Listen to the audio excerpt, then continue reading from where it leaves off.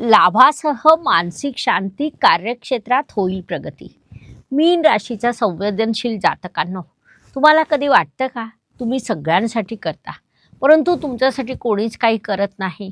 कारण मीन लोक मनाने जगतात आणि जग बहुतेक वेळा हिशोबाने वागतं. फेब्रुवारी 2026 हा महिना तुम्हाला सांगत आहे, भावना या तुमचं ओझं नाही तर बळ बळणार आहे. तुम्ही आतापर्यंत जे काही सहन केलं ते तुम्हाला आता उंचीवर घेऊन जाणार आहे. मीन ही अत्यंत संवेदनशील जलतत्वाची गुरुदेवांची राशी आहे. तुम्ही करुणेचं जिवंत रूप आहात. तुम्ही स्वप्न पाहतात ती देखील दुसऱ्यांसाठी. देवावर तुमचा गाढ विश्वास असतो. हा विश्वास कायम ठेवा, कारण मार्ग आपोआप सापडतो. नमस्कार, मी ॲस्ट्रोगुरू डॉक्टर ज्योती जोशी सर्वांचं मनपूर्वक स्वागत करते. आपण फेब्रुवारी 2026 या महिन्याचं राशी भविष्य समजून घेत आहोत. आज आपण मीन राशीच्या जातकांसाठी महिना कसा राहील यावर चर्चा करणार आहोत. विविध दृष्टिकोनातून महिन्यातील ग्रहस्थितीचं शास्त्रोक्त विश्लेषण करणार आहोत. सोबतच व्हिडिओच्या शेवटी करावयाचे विशेष उपाय सांगणार आहे, त्यामुळे व्हिडिओ शेवटपर्यंत बघा.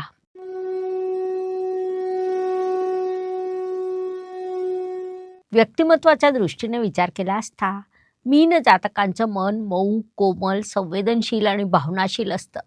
आत्मा मात्र मजबूत असतो. थोडक्यात मीन व्यक्तिमत्व हे अत्यंत संवेदनशील, प्रचंड कल्पनाशक्ती असलेलं, आध्यात्मिक ओढ असलेलं. तुमचे राशी स्वामी गुरुदेव चतुर्थ या सुखस्थानात विराजमान आहे. त्यामुळे तुमच्या मूळ स्वभावानुसार सगळ्यांसाठी सर्व काही करा, परंतु थोडंसं स्वतःसाठी देखील जगून घ्या, असं तुम्हाला राशी स्वामी सांगत आहे.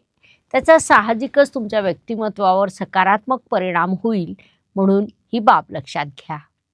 दहन कुटुंब वाणी या दृष्टीने विचार केला असता तुमचं उत्पन्न हळूहळू वाढेल, परंतु स्थिर राहील, कारण तुमचे धनेश लाभस्थानात विराजमान आहेत.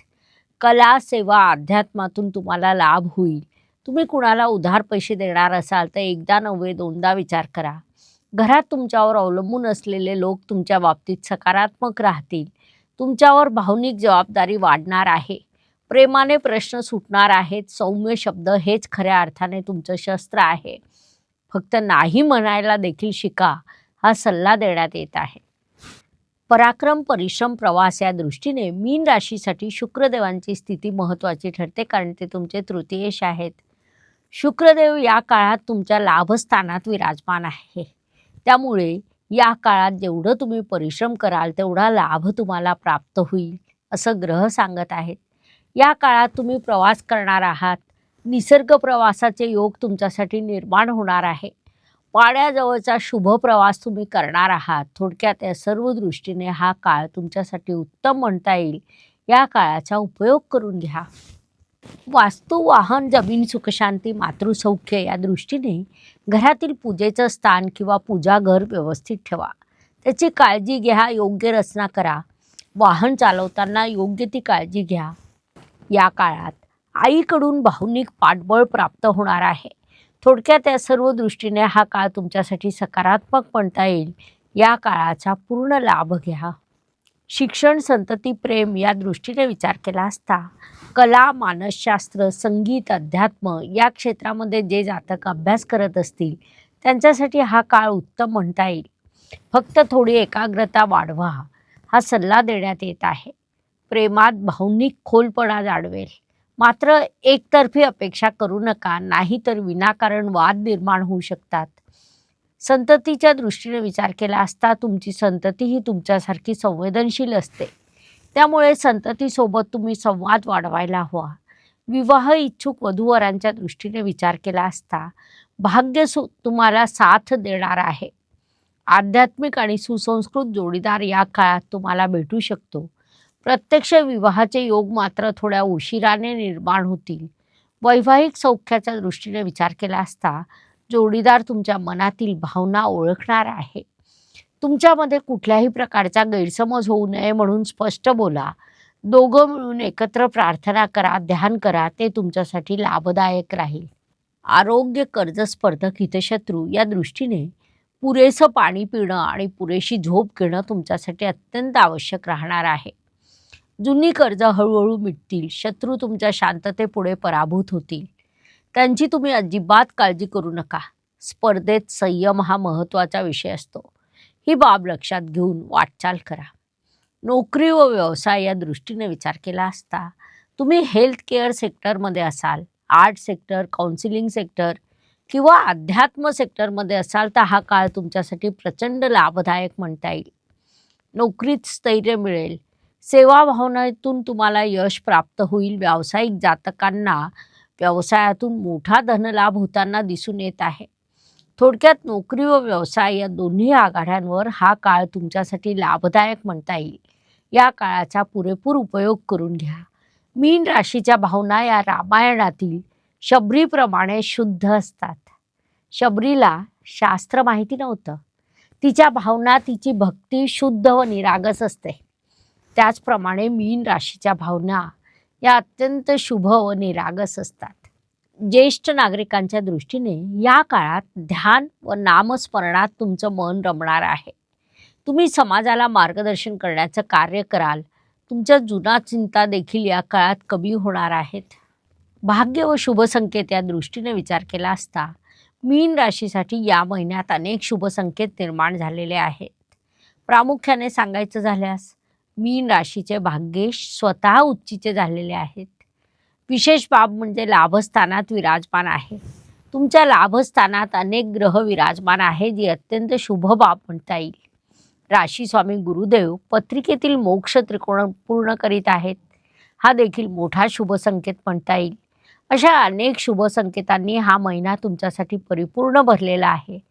त्यांच्यापासून शुभ परिणाम प्राप्त होतील. उपयोग करून घ्या. कर्माच्या दृष्टीने विचार केला असता या काळात तुम्ही व्यावहारिक पद्धतीने कर्म करायला हवं. अर्थात खूप भावनेच्या आहारी जाऊन कर्म करू नका. रोज स्वतःसाठी 10 मिनिटं काढा.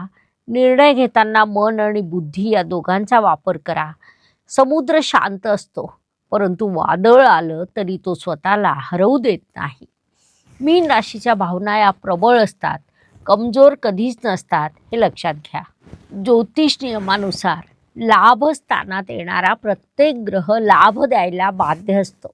या महिन्यात तुमच्या लाभस्थानामध्ये मंगळ, रवी, बुध, शुक्र असे सर्व ग्रह विराजमान आहे. त्यामुळे साहजिकच लाभाच्या अनेक संधी तुमच्यासाठी निर्माण होणार आहेत. मानसिक शांतता प्राप्त होईल, नात्यामध्ये समाधान प्राप्त होईल, इष्टदेवांचे आशीर्वाद प्राप्त होतील. म्हणून या काळाचा पुरेपूर उपयोग करून घ्या. जास्तीत जास्त लाभ तुमच्या पदरात पडू शकेल. व्यय व परदेश गमन या दृष्टीने हॉस्पिटलवर, प्रवासावर खर्च होणार आहे. काही खर्च तुम्ही दान करण्यासाठी देखील कराल. दानधर्मावर केलेला खर्च वाया जात नाही. या काळात अनेक प्रवास करणार आहात.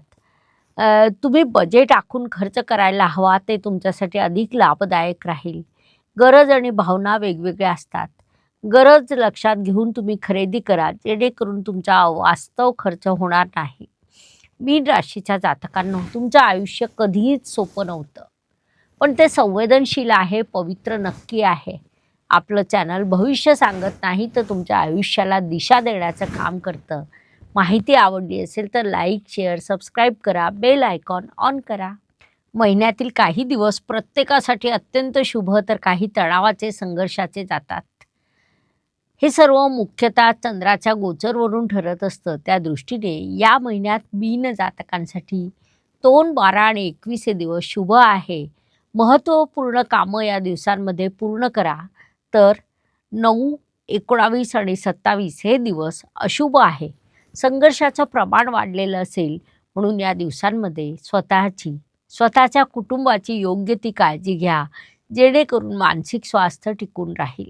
आपल्या ग्रंथांमध्ये, ज्योतिषशास्त्रामध्ये थेट प्रभाव करणारे उपाय दिलेले आहेत. अशुभ गोष्टींची अशुभता कमी होते, शुभ गोष्टींची शुभता वाढते. रामायण सर्वांना माहिती आहे. रामायणात काही मार्गदर्शक दोहे आणि उपाय आहेत की जे मी तुम्हाला राशीनुसार देणार आहे. मीन राशीच्या दृष्टीने विचार केला असता भक्ती, करुणा आणि अध्यात्म ही तुमची बलस्थानं आहेत. रामायणात सुंदर चौपाई आहे. भक्ती बिनू नाही होई ज्ञान.